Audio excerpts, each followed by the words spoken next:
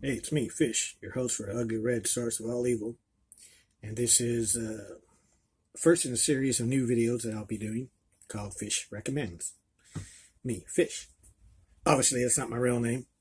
You know, people, any of you who are watching my videos who know me in real life know my real name's Richard. And if you know me on Facebook, you'll see my name's Richard Fish Coburn is my last name, on Facebook. So if you ever wanted to look me up on Facebook, just look for Richard Fish Coburn. Fish is just a nickname, it's not my real middle name. But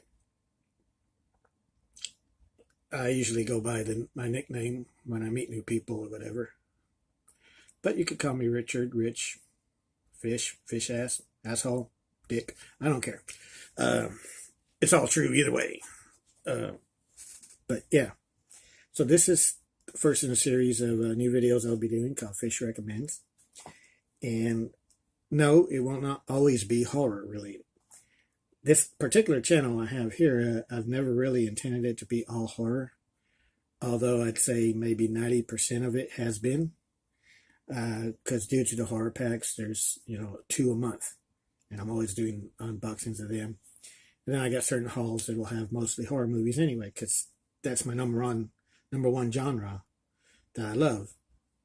It's horror, but I also like comedies, thrillers, and not just movies, music, CDs, video games, board games like Monopolies, which this channel used to actually be mostly was Monopoly unboxings before basically had like a couple years in between the last Monopoly unboxing and then my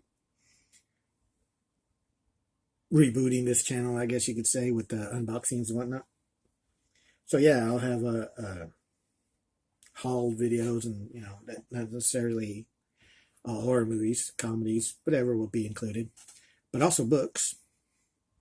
I said video games, music CDs, yeah. So it's not just going to be 100% horror. However, this is my first video in my Fish Recommends series, and it is horror. But let me get right to it. So I'm going to say right off, this movie, I highly recommend it. It is really good. It's called A Town That Dreaded Sundown. This is the original version. Charles B. Pierce made it. Basically, it's just about the serial killer in Texarkana, which is a town that I'd lived in for like 20 plus years. That happened in the 50s. Of course, I wasn't around back then. I was born in 1970. Nobody ever knew who he was. They never found him, and he's never been caught. Since it took place in the 50s, he's probably dead by now in real life. If not, he's really old. So, I don't want to call it a slasher movie because it's really not. It's really no blood and gore. No cussing, no nudity that I remember. I don't think there's any nudity. The worst cussing is probably like goddamn or some shit like that, which is not even bad by today's standards. They say that on fucking cartoons for all I know. But, yeah, so it's PG, actually. It's rated PG. So I don't know if that's the original rating or just the rating that's on this particular Blu-ray.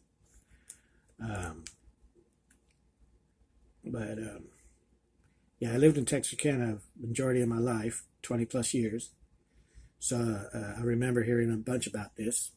It was even back before the internet days. Apparently, everybody in school had an uncle that was an extra in it, which obviously wasn't true. Maybe one or two of them. But yeah, that was a little thing amongst students in junior high and high school and all that. So if you got a mother that likes to watch movies with you. This one you don't have to feel uncomfortable with. There's no sex scenes and no shitloads of gratuitous nudity, which is nothing wrong with that. I like that. But not while you're watching something with mama. So this is a good recommendation for a horror movie / thriller to watch with your mama. So that's good right there. The movie came out in 1977, and of course the events in the movie take place in the 50s. And if you notice on the back here, he's got the sackcloth covering his head, kind of like Jason did in Friday the 13th Part 2. That's because if you know anything about the Friday the 13th movies, you know Jason didn't show up to Part 2. I mean, he was just a rotting corpse kid that at the end grabbed that chick in Part 1, and his mom was doing all the killing in Part 1. In Part 2, he donned one of these sackcloth mask deals to kill people with. Well, not with, but in. It wasn't until Part 3 where he got the hockey mask. But that has nothing to do with the Town of Dread of Sundown. So, I mean, this came out before the Friday the 13th Part 2. So I'm not sure if the creators of Friday the 13th actually seen this and took that concept for the killer or not. I'm not going to say anything about that because I don't think it's any intended copyright infringement. If this mask thing is even copyrighted, I don't know. But that's nothing. Like I said, I recommend this movie because it is a really good thriller horror movie. It's not a slasher. So don't go in it expecting to get all kinds of gore and stabby. And I mean, you know, there are some kill scenes in there, but they're not really gory and all that. A lot of implied kill scenes as well, too. So that's good. I mean, you know, I love to see the gore. I mean, I love gore. That's one of my favorite subgenres of the horror genre. But anyway, yeah, this is my first fish recommendation. Now, this is a Scream Factory release. I'm not sure if anybody else has released this on Blu-ray in America. I'm American, so I can't say if anything that I'm going to be recommending in future videos or on different formats or whatever in different countries. I don't know. If you're from a different country and this movie or any of the other products that I'll be featuring in future videos are on certain formats that they are not on in America, go ahead and comment. Let me know.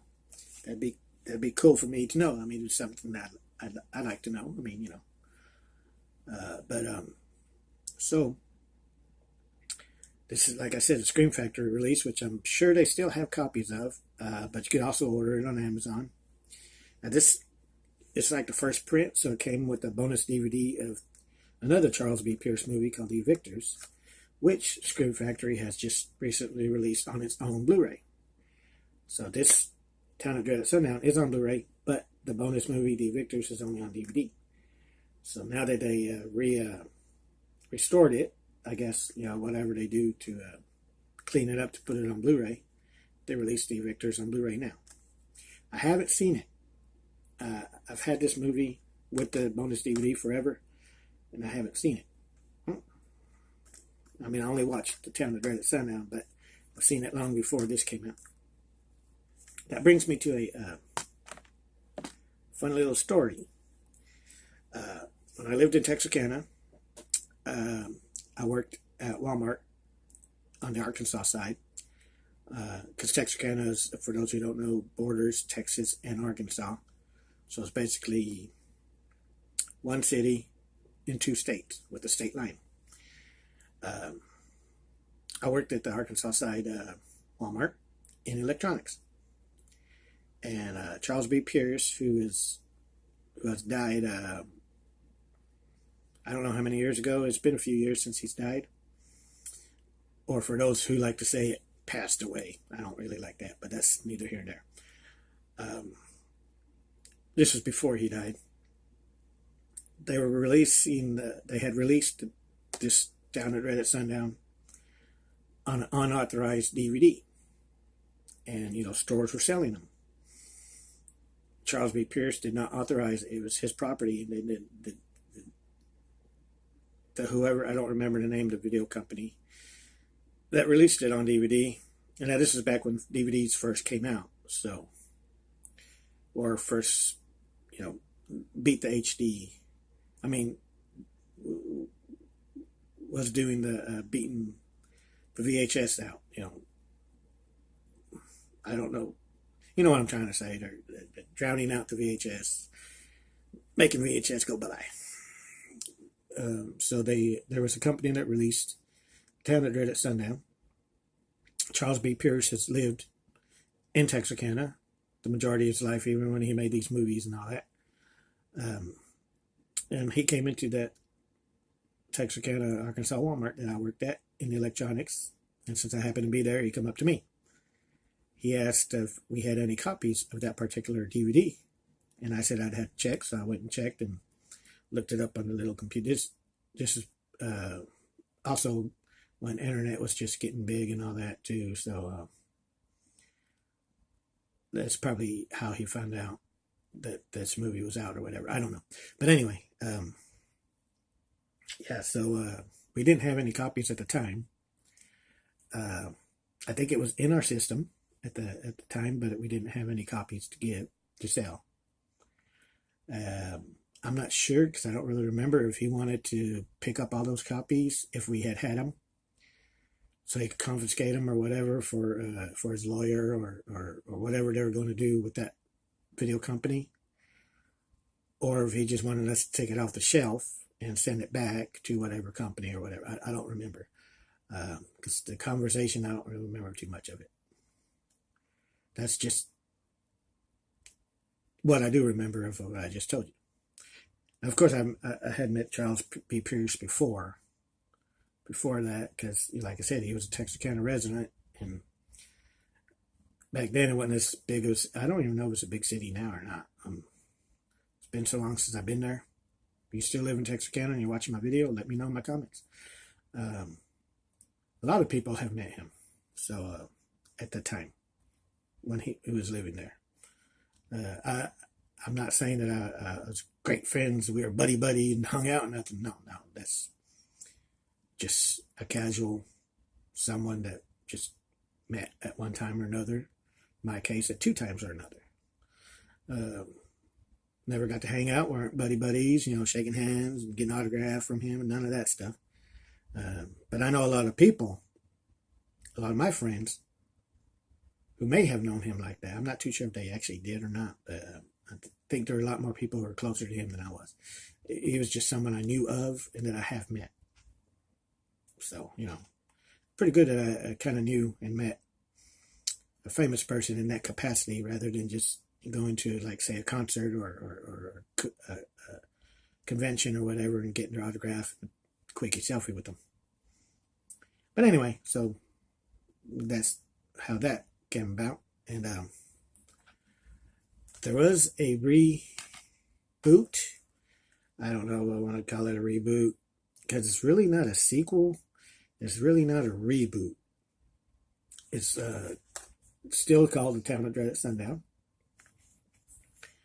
And basically it takes place in Texarkana, where they're having like a midnight showing or something at some drive-in of the original Town of Dread at Sundown, the Charles B. Pierce movie. And then there's a copycat killer that's starting to kill people just like the killer did in the original movie and in real life back in the 50s. So this movie is kind of saying that they don't know if it's the actual same killer, the real one, that's come back to kill again, or if it's a copycat. So, I mean, it's pretty good for I don't know if we'd call it a sequel or whatever, but yeah, it's not bad at all. A lot of people didn't like it, of course, because most people that I've run across don't really like remakes. I like a lot of the remakes. Some of them I, don't.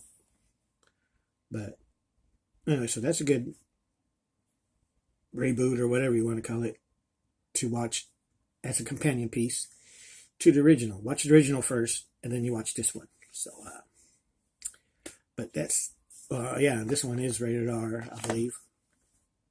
Yeah, because there is sex and nudity and a little bit more gore in it, but not much. And I think there's also more cussing in it, which is not a problem because I don't mind cussing. I have no problem with that. But yeah, so that's it for this first episode of Fish Recommends. If I didn't bore you to death and you're still watching, like almost 16 minutes in, horrible clapping, huh? Whatever. So like and subscribe if you hadn't already. I've got a Patreon channel or site if you want to try to help me continue to be able to make these videos. I don't have the equipment that most people on YouTube have. They have like microphone and all these lights and shit. I only got a couple lamps and I'm using my cell phone. That's my microphone and my camera all in one.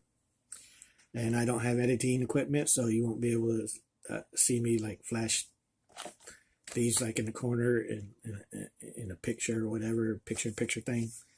So yeah, but I'll still make these videos, unboxings and whatnot.